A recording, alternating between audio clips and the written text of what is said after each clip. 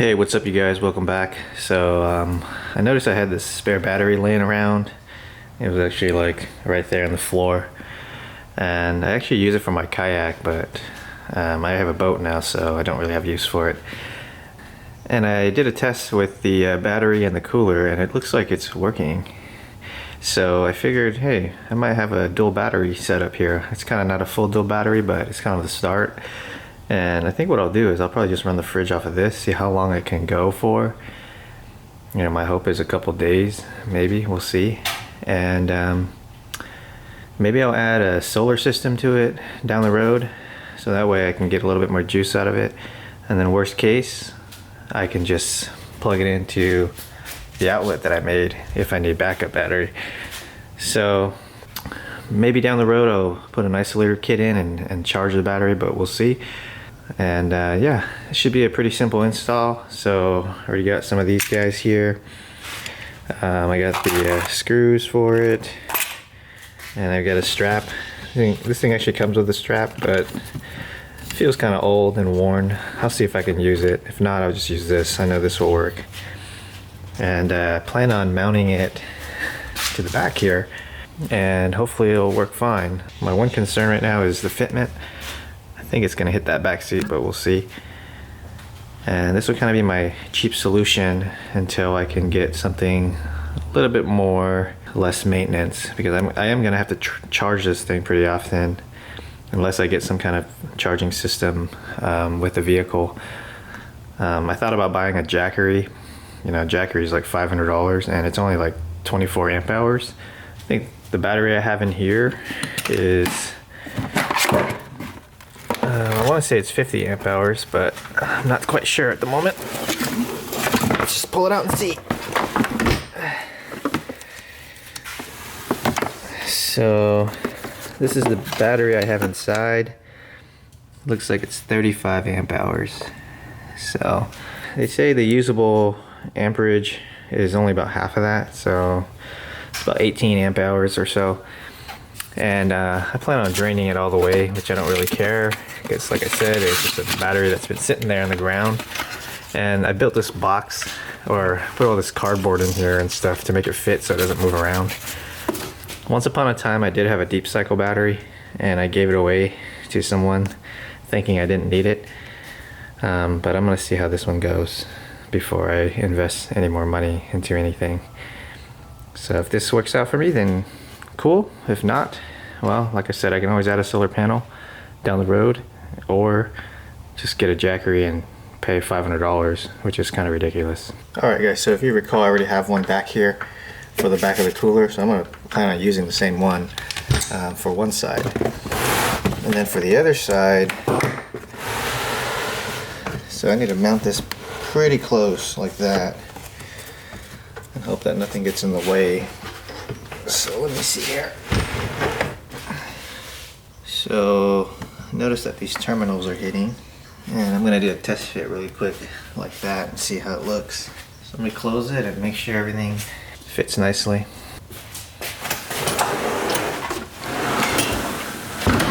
Okay, it's snug back there, which is good. Just kind of what I want. So I'll go ahead and put the put this guy on the other side over there and drill some holes, and should be good. Alright, you guys, got it lined up, and I'm just going to drill some pilot holes first. These number 12 screws call for 7/64 drill bit.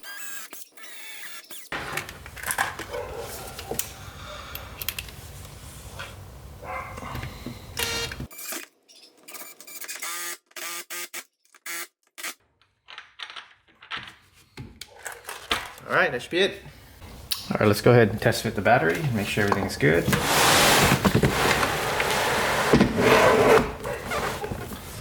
Alright you guys, I wanted to show you guys how I strap this down with just one strap. And this is a 6-footer NRS strap, which is pretty strong. It's never let me down.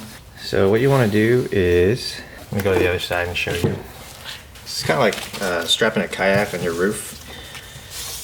And I know a lot of people do it wrong, but what you do is put this end on the bottom, go up. And the reason why you want to do that is that way this end stays on the top. like like that. So let's just leave that over there.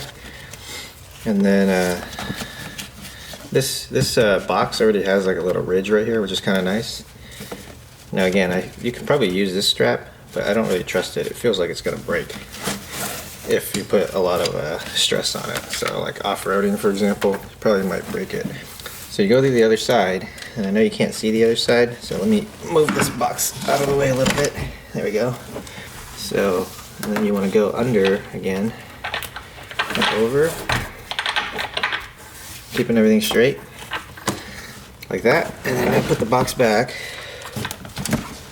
and then on this side, you want to pull some slack and put it over the top so it gets to the other side. See, it's on top again. And then you're gonna put this end inside like that. And now when you pull down on this side, it should tighten everything up.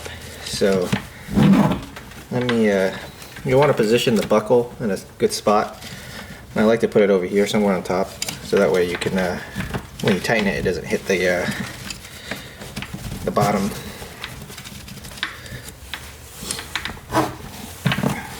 So yeah, I think right there is going to be good.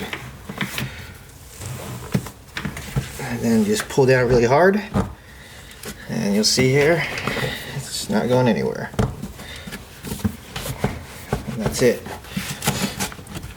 So that's how you put this in. And then I just plan on plugging it in on the other side here. Alright guys, there she is inside. Nice and snug. Not going anywhere. The fridge is happy. And you can see I have my kayak sticker on here. But yeah, just plug it in here and it's good to go. If I need to unplug it and plug it down here, that's good to go too. One thing that's nice about this box is you can see here it has a gauge to kind of tell you how much battery you have left. And probably can't see that, but let me shut off the light. But you can see there it's full right now. So I can test that anytime I want. It's also got these 10 amp reset. So these guys are hooked up to that 10 amp breaker in here. So I can just reset it if I need to. I know this thing calls for 15 amps, but I measured it only draws about 4 amps, so this 10 amp seems to be fine. And then the 60 amp one is actually for the trolling motor, which is really a 60 amp for the entire battery system. So never gonna need that, but yeah, some of the other boxes are a little bit better. They actually have like USB ports in here too, which are kind of nice. This is a really old box. I think I got it like 8 years ago or something, maybe longer than that. But it seems to be working for me. And then I think what I'm gonna do in the future is wire up something here, so that way I can charge this battery when I'm at home. So before I used to run the 110 when I'm at home, which I probably still will, but I wanna have a quick option to charge this guy when I'm at home. That way this thing is always full. Alright guys, so I wanted to have a way to charge this battery easily without having to pull it out all the time. And I've got one of these trickle charger thingies. It's like a maintainer. It looks like it charges at 1.5 amps per hour probably, which is really low. But down the road, if I decide to go solar, I want to make sure that my setup is kind of set up to handle you know, up to 10 amps or more. I know this wire is probably overkill, but this is I don't know, it's a wire that I bought on Amazon somewhere. And normally you cut it and you can build a connector. So what I want to do is build it so that I build a wire so that I can connect it to this guy. And when I plug it in, and you can see that that's the wrong way, but, or you probably can't see that, but I can just plug it in really easily. And then this end will go to the battery. So I'll cut it off here and extend it with these wires that I have left over from the job. And then every time I get home, I can just plug this in and charge it anytime I need to. Now this alone probably can't run the fridge forever. It only charges 1.5 amps. It might be able to, we'll see. But that's what I'm gonna do. So I'm gonna use these wires, extend it, and then later down the road when I get my solar panels, I'll use the other end, because remember the other end can plug into. I'll hook this side up to the solar panels, red and positive and negative, and now I can just use the same cable to charge that battery with the solar panel, which would be kind of neat. So I'm gonna go ahead and build that now, and I'll show you guys a final result, what it looks like.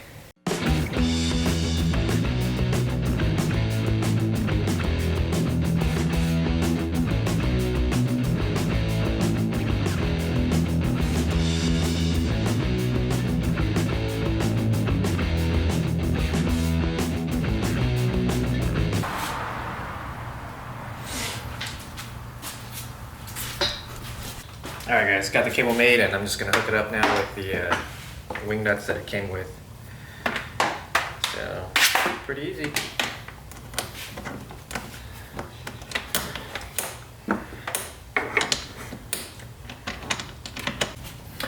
Alright guys, everything's ready to go. I'm going to do a test run and see. Got my plug here. Got the plugs right here where I can reach it. Plug that in. Plug this guy into the wall. Let's see. Alright, charging. So that's it. Should be good. Alright you guys, that's the end of the video. It's a short one and pretty simple. I'll probably call this the poor man's dual battery setup. But it seems to be working for me, so I'm going to try it out and let you guys know how it is. And if I decide to upgrade down the road to either solar or maybe an isolator kit, I'll be sure to post that video in this channel. So if you guys want more content, please consider subscribing. And if you guys have any questions about anything, leave a comment. And all the items I use for this, I'll put a link in the description so you guys can find these things. And I'll catch you in the next one. Have a nice day.